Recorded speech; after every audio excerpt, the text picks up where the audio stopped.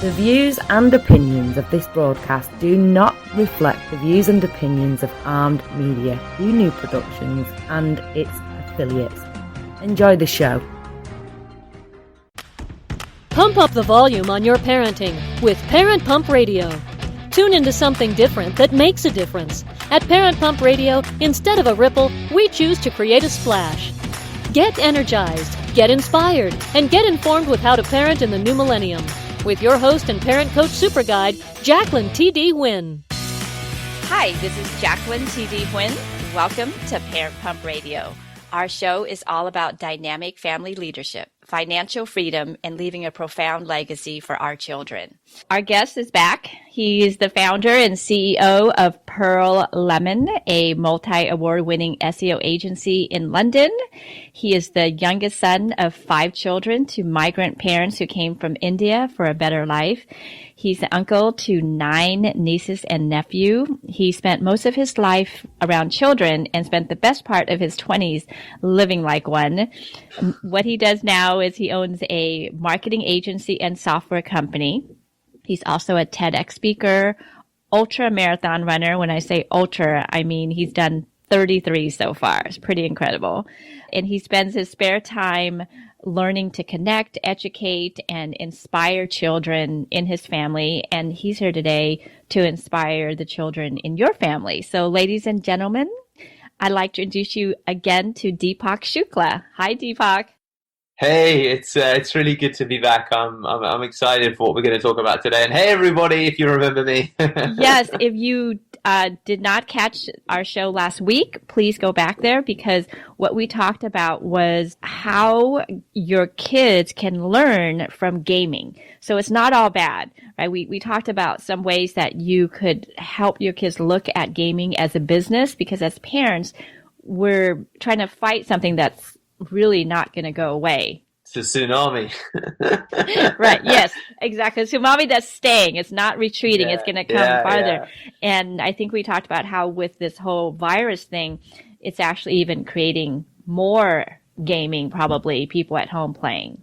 Yeah, I think so. I think kids are staying at home more. They still want to connect with their friends from school. So they get on to, the games that they'd normally be playing in the evenings and just sit on there and talk to them whilst they game. I see it every day. And I'm sure parents, if you're listening, you probably connect with, your boy at home sitting, playing Fortnite or Grand Theft Auto or something else and just gaming for hours on end. Yeah. Last week's show and today's show is really about not fighting the system anymore, just kind of joining the system. And so how as parents can we, because really ultimately what we want is for our children to be successful. We look at the big picture, right? We want them to be able to earn their own money, be successful. We worry that, oh my gosh, they're in front of the game all the time. So how can they be successful? But if we knew that gaming was going to create that success, I don't think parents would be so much in fear. Yeah, absolutely. I think that, that recognition, there's a whole hugely growing economy around gaming as an actual sport that is, all the hype now. I mean, they fill out 30 to 40,000 strong stadiums, in Korea, in parts of the Asia Pacific, and it's it's only going to follow here. I say here, depends on where you're listening, but in the West it will only follow. And there's teenagers, children, and young adults that are really earning a serious income. They're having the opportunity to meet, international sports stars, and it represents, to be honest with you, a vast economy that oftentimes begins with, your young boy at home, playing his butt off on a game and a parent probably being frustrated by it. And, part of the journey is to reframe your thinking and to see, how can I enable, but how can I make the most of, the fact that, my kid's gonna game. So, how can I help him be productive whilst he spends his time here? I was fighting it for a while until I actually spoke to you, and I got so excited about what you're doing with your nephew. Yeah, with James. And it kind of gave me a light bulb, like, wait a minute, right? Like, I never thought of it this way. So tell us what you're doing with James really quick, though. Yeah, so one of the other things, so if you listened last week, I'll ask him to perform a SWOT analysis of the game. What are the strengths of the people that you play with? What are the weaknesses of the people you play with? What are the weaknesses of the game? What are the weaknesses of the environment? So understanding the multifaceted layers to not only a game, but that also translates to argument. Like nothing happens in isolation. That's what we got to realize, that you learn a lesson in business and you can apply that same concept in sport and vice versa. You go backpacking in Australia, Canada, New Zealand, it'll also teach you a lot about backpacking in Australia, Singapore, and Shanghai. So we've got to lose this concept of this being a exclusive bucket. Everything is intermingled. It has implications upon all of the other things that we do. So we've got the SWOT analysis. We've got the overall strategy that you apply to both the game as well as your environment. So there's all these interesting layers. And then when you couple that with one of the games that I play with James, where I would have him talk on the subject of a game that he loves for 60 seconds and try and convince me why a particular character was the best. So I'd teach him pitching skills. We'd work through persuasion skills. The game would be, James, you're going to talk to me about Grand Theft Auto and you're going to explain to me why it's such an amazing game. And you've got to speak for 60 seconds without using the word or or you've got to just pitch it eloquently, like so is a great example of, and you'd be like, okay. So you can also, once the more you learn about their game, the more it teaches us about gamifying education as well, right? I mean, go to the masters. The Zen masters of gamifying everything are games. It's not the other way around. So go to the source and think about, well, how can I gamify this boring thing that I'm trying to teach him that he doesn't care about? How can I make it seem more real? So that was another example that we'd often do, and he's become such a more competent public speaker now because of the pitching practice that we would do around gaming, where I'd ask him to begin to talk about Fortnite, then to begin a 60-second pitch about a character, then to pitch 60 seconds about just an item of clothing that was on a character, and he would develop, these really good skills of tonal modulation, of slowing things down, of playing with his voice, and just all of these funny tricks that he'd do to try and a Toastmaster world champion. Right? Yeah, and it's all of these little nuances that when you part of the education is reframing the way that us adults and parents think about games. We see it as the enemy, but see it for the opportunity that it presents. If your kid's going to spend all day playing basketball, then see how you can bring math to the ball court. Don't try and take the ball away from the kid. It's just not going to end well for anybody. Good point. So we're going to dive in and join them. Since we talked, you were talking about developing a pilot program, since it's been so great for your nephews. Walk us through, as parents, what this pilot program is about. How can some parents just start on their own to help their kids right now? Absolutely. So I'm calling it the BKG program, Business, Kids and Gaming.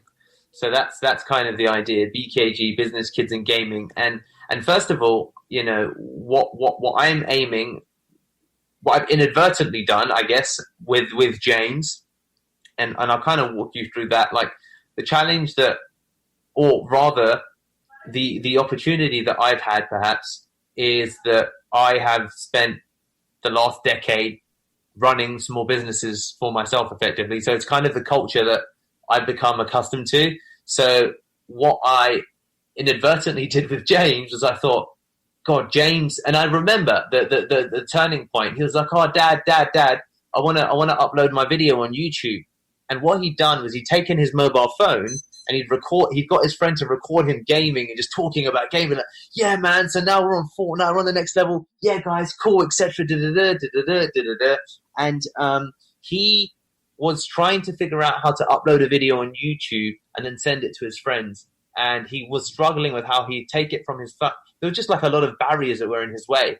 And his dad, Rob, bless him, I think in his busyness, missed the wider opportunity that this presented. I think he didn't necessarily appreciate, which is fine, that don't worry about, like, think about the actual education he's interested in learning that will come as a byproduct of getting his game online. He's going to learn how to take a video from his mobile phone and put it onto YouTube. He's then going to probably want to name it. Maybe he'll want a thumbnail. Maybe he'll want to add a description. Maybe he'll even want to rank it. Then he's going to have a YouTube channel. Then he'll maybe want people to subscribe, then like, then comment. And these are all very, very useful skills in today's age. You know, the man of old knew how to, you know, fix a tire, change a tire rather, fix the tap.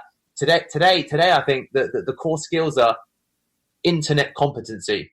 It's like know how to set up the Wi-Fi, know how to upload a stream a YouTube video, know how to do a podcast. So I have put together ultimately a program that I've taken James upon, which is where we take a key game. For James, it's Fortnite, and we looked at ultimately building a website that we would put content on the website and ultimately start to build a resource for other gamers to connect with, to potentially ultimately purchase skins, which are like clothing or camouflage for some of the characters. So James loved the idea of skins within Fortnite. He wanted to put content out about the world, and I found in his videos he'd always talk about the different skins he was collecting. Then I looked into this world of skins and I saw there was a whole economy around it. There are people making a couple of $1,000 a month just selling skins, building a skin and selling a skin. And I thought, this is fascinating. How do we get James from point A, he loves this game, to point B, selling his own skins? So I said to James, like, James, would you like to sell your own skins? He's like, what? People are selling skins? And I was like, yeah, they are. And he was like, whoa. And it just like, it just blew his mind. He thought, wow, I can be, you know, like a hustler, so to speak, you know, learning how to do this thing. So then we just went on this wicked journey of, okay, great. So we're going to need to get yourself a YouTube channel, but first we're going to need to think of a name, and then we're going to need to think of a domain name. And he's like, well, what's a domain name? Well, then we're going to have to register a domain name. Then we're going to need a budget. We're going to probably need about $100. So he's like, I don't have a card. I don't have $100. So we're like, okay, great. So we're going to set up a virtual wallet for you. He's like, what's a virtual wallet? And I was like, right, I'll give you a PayPal. So we went on this whole journey of him having a PayPal created, him having the actual virtual wallet created, him using that to begin to make his own transactions, to register a domain name, to understand that you need a unique domain name, to then need a logo for the domain, and all of these other elements that are kind of is part now of this program called Business Kids and Gaming, where you take a child on the journey where the input is game that they really, really enjoy. The research that is attached to that is identifying different ways that you could develop an income based upon that game that they enjoy. And the output is ultimately a finished product of some kind, whether it's probably a working website or an active YouTube channel that allows the child on a regular basis to contribute to either the website or to the YouTube channel and have at least one item for sale that someone else can buy. And that's kind of the journey that you take them through. And this is what, you know, I'm almost finished up doing with James. He's not going to want to go back to school. It's opened his eyes to a whole different world. He's you know, as the cliche goes, and rightfully so, this is the stuff that I think I would want my child to know. So I'm like, dude, this is the new world. This is the land of the brave. And these are skills that you can take anywhere in the world with you. Even if you end up doing nothing related to gaming, but knowing how to set up your own website, to register. As a 13, 14-year-old kid, having a fluency with all of those things. Yes.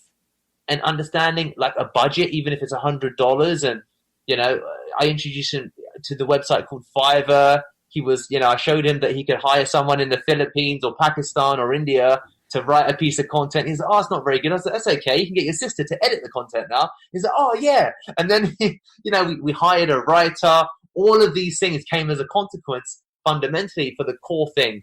He loved this idea that he could make some income from something that he loved.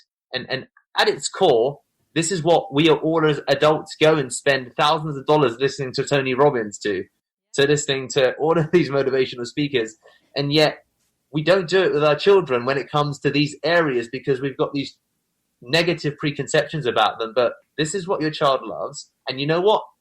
More likely than not, his passion will probably change as he progresses. But there's a lot of value that you can find within that space if you choose to run with it and use it as a vehicle to teach them all of these wonderful things, you know, about the world. Marathon running, Jacqueline, has took me to Chicago, Rio. It's led me to couch surfing, to Airbnb, to hostels, to hotels, to doing, you know, travels along by myself, going for a weekend just to run a marathon and then coming home, you know, in 25 different countries I think I ran in. And all of it was fueled by my desire just to run.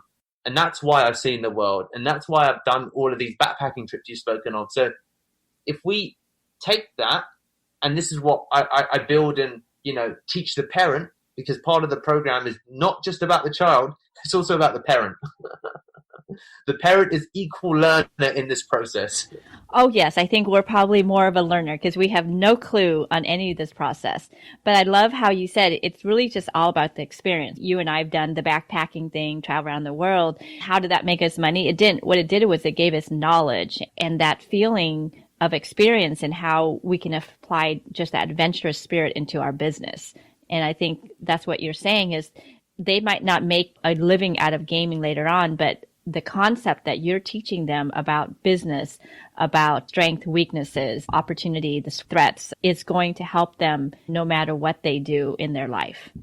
Yeah, it's a methodology that they learn. It's a framework. And it's like, you know what? There is the formula for success about working hard and applying different criteria. You know, these are things that they teach at, you know, Sigma 6 companies, at management consulting firms, at investment banks. It's the same thing. Yes, yes. It's the same thing. And yes, you can teach it to a 13-year-old boy through the vehicle of gaming. Teach him about, you know, Porter's 5 forces. Teach him about the SWOT analyses. Teach him about, you know, present risks and opportunities and different economic models that he could apply to gaming when we brainstorm ways that we can make an income. But then what about an arbitrage model where if you buy from here this skin, then you're going to need to resell it. So you can't sell it to the same guy. So where's a different marketplace where it's like, oh, I can sell it. I can buy it from James for $2, but this guy doesn't know as much about him. So I can sell it to him for $6. I was like, so why doesn't he know what's happened? What is this? We call that a market inefficiency. And it's how outsourcing works. It's what companies do all around the world. So there's you know, I'm passionate about it because these are things I think that, you know, are so much more effectively driven home through the vehicle of gaming. And that's how you teach, you know, a child about fundamentals of business and economics, even if they're an art student, even if they've got nothing to do or no interest in, you know, business at all.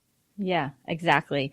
The other thing great about your program is most of us parents, we're busy also trying to do our own thing. We're working, we're taking care of the family. We may not have time to teach them all these things. And well, first of all, before we teach, we have to know, where we have to get the knowledge.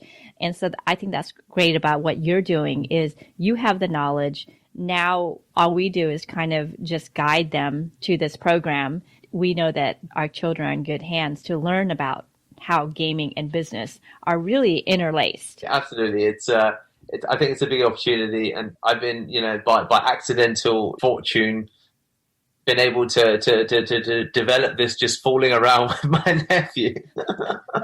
Yeah, and that's the thing. When we talked offline, you've been doing this to your nephew, and we didn't even know what we were going to talk about in this interview. And all of a sudden, between the both of us talking, it was like light bulbs were going off. Yeah, Wait exactly.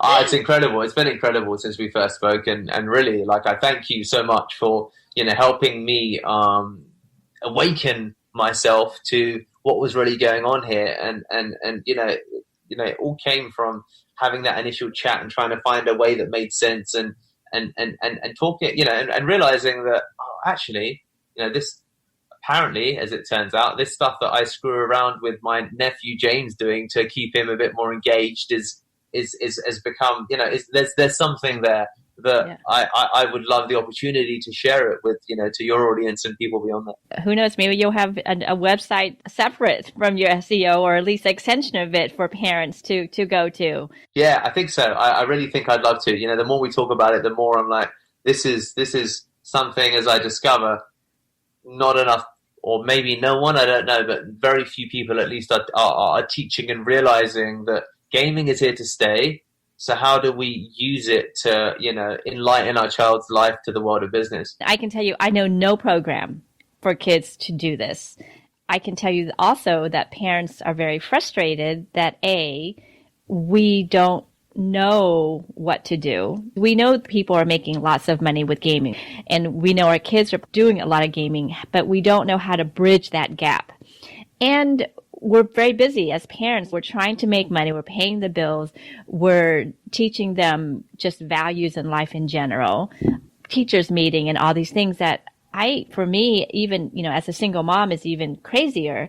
I don't have time to learn about all this stuff and teach them. I think you should do some research and see if there's anything like this out there. But I think we might have just touched on something very huge. New. Yeah. Really, I think that, seeing your reaction and thinking about my sister and my brother-in-law, and this being the thing that I do in the family, and I'm excited, I guess is what I'm trying to say. I think there's so much to it, and I don't know of anything either, but I want to go away and do the research now and look at building this program and seeing, what kind of feedback I get once I talk to, of course, more parents, and thankfully parents are not in short supply. So.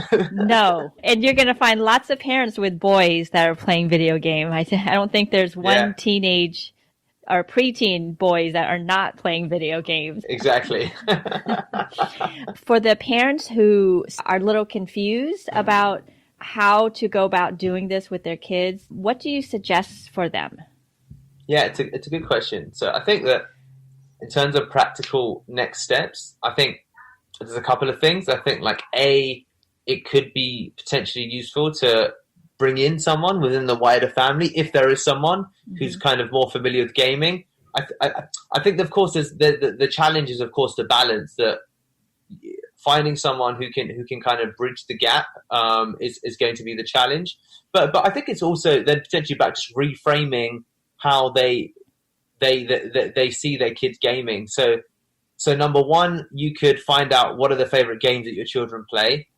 Number two, once you find it out, let's just keep using the same, same example, Fortnite. It's a very popular game. It's a roaming, it's an RPG, a role play, a multi-world role playing game. So you could look up Fortnite. You could look up the kind of game that it is. You could look up the most famous characters. You could look up success stories around it. You could look up the economics around it. And then you could also just commit to, without judgment, playing the game, whether it's with your actual son or with a friend of yours who's also a mother or a father. And say, you know what, let's play this damn game together. And let's just try and figure some stuff out. And let's just see if we can have some fun along the way. So I think that we've got to treat it less like a scary object. Got it. And start peeling away the layers slowly. And through familiarity, confidence can come. And from confidence, you can begin to make some of those inroads. Because some of these concepts of economics and applying it to gaming, it's merely a case of getting over the obstacle. And the obstacle is literally our ignorance of the actual gaming rather than anything else. That's a good point, right? We just step halfway into their world to kind of see where their framework is. Yeah, exactly. I think that they would be the first steps that I'd recommend, and from there you can begin to brainstorm, ideas that involve a business. And certainly if it's not a business, it doesn't need to be. It could be the whole process of streaming your child playing the game and commentating, and having that being the end goal. Okay, Jim or James or Frank or Junior, because you spend an hour a day playing this game, your goal, if you choose to accept it, is to get out one video a day for 5 minutes uploaded to a YouTube channel, just talking about what you're doing. And there's still, again, so many skills that are involved in talking about it. Maybe they need to edit the video, then they need to upload it, then they need to make sure it uploads properly, then they need a Google account, then they need to verify their YouTube. There's all of these little steps that a lot of people aren't familiar with, but it's also going to be a self-education because, hey, it's also a good thing for a parent to know those things. Well, hopefully your program is going to just walk them through Solve this. all of them. Exactly. Okay, awesome. Exactly. It will. Okay. So your website, pearllemon.com, it really has your SEO. It doesn't really have what we're talking about yet. Absolutely. It doesn't. I think that, what I am going to do is just ask people if they wanted to email me maybe. So what I'll do is I'll also give you my email address in the show notes, and you can just have people directly email me, because none of the stuff they'll see will relate to this. Exactly. That's what I was thinking. And you can also just go to Deepak's website and just message him and just tell him that you heard about the show and you're interested in more information. Deepak spells his name D like David, double E like Edward, P like Paul, A-K, S-H-U-K-L-A. It's also in the show note. You can just Google his name and it'll come up. Yeah, exactly. Okay. Well, thank you so much, Deepak. And I am looking forward to this adventure together with you. I want to see what happens. I'm excited, Jacqueline. It all started from an innocent conversation we had together, and look where we are now. I know, right? Right. Okay, listeners, until next time, always be learning and always be growing. Thank you so much for joining us today. Go to parentpumpradio.com and click on the pink box on the top of our homepage to listen to our new and archived shows. To be instantly notified of new episodes, subscribe to our RSS feed. The RSS feed button is located at the top of the page where all our shows are featured. And after listening to the show, go to parentpumpradio.com or our Facebook page to leave your comments, questions, and topic suggestions. And until next time, have a wonderful week.